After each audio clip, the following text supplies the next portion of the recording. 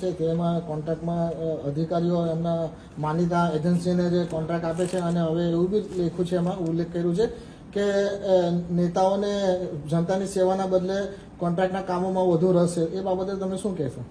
હું મનસુખભાઈ વસાવાની વાત સાથે સહમત છું, એમને અભિનંદન આપું છું. પણ મનસુખભાઈ, તમારી સરકાર છે ગુજરાતમાં, તમે અહીંના સાંસદ છો, તો કયા નેતાઓના ઈશારે આ બધું થાય છે એને ખુલ્લા પાડો. અમે તો 23/10 ના રોજ મુખ્યમંત્રી અને જિલ્લા કલેક્ટરને લખીને આપેલો છે, આ મારો પત્ર છે, કે બહારની એજન્સીઓ મટીરીયલ પૂરું પાડવાના નામે અહીંયા કરોડોના ભ્રષ્ટાચારો કરે છે.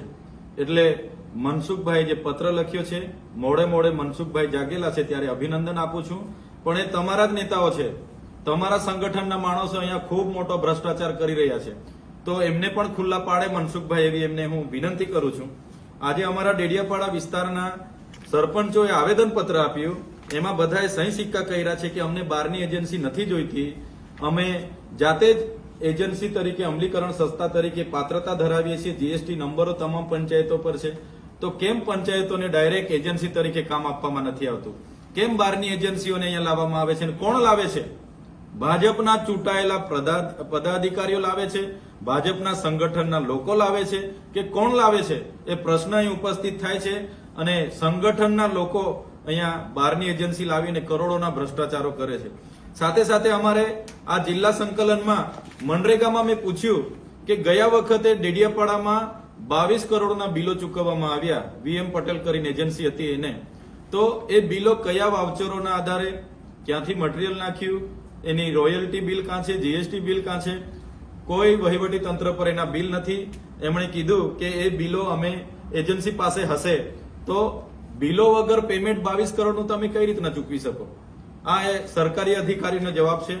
એટલે પોતાની સરકારમાં 60 ટર્મના સાંસદનું કોઈ માનતું ના હોય તો તમે વિચારો કે અહીંયા કઈ હદે અધિકારી રાજ ચાલતું હશે અને કયા નેતાઓના ઈશારે અહીંયા આટલા બધા કૌભાંડો થાય છે.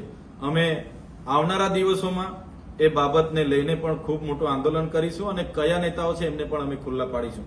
અને જે પણ એજન્સીઓ બહારની નર્મદા જિલ્લામાં આવશે એમને પણ આપણા માધ્યમથી હું કહી દઉં છું, અહીંયા ઘરના છોકરાઓ ઘંટી ચાટે અને બહારનાને આટો અમે ચલાવવાના નથી.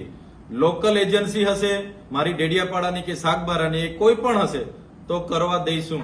બહારના એક પણ જણને ડેડિયાપાડામાં હું કામ કરવા દઈશ નહીં. આ ચોખ્ખી મારી ચેતવણી છે. અને જે પણ નેતાઓ હશે, એ મિનિસ્ટર હશે, સાંસદ હશે કે સરકારના કે કેન્દ્રના જે પણ હશે, એની સાથે અમે લડી લઈશું. પણ બહારના એક પણ વ્યક્તિને ડેડિયાપાડા શાકબારામાં આવા બોગસ બિલો મૂકીને કરોડો રૂપિયાનો ભ્રષ્ટાચાર અમે કરવા દેવાના નથી.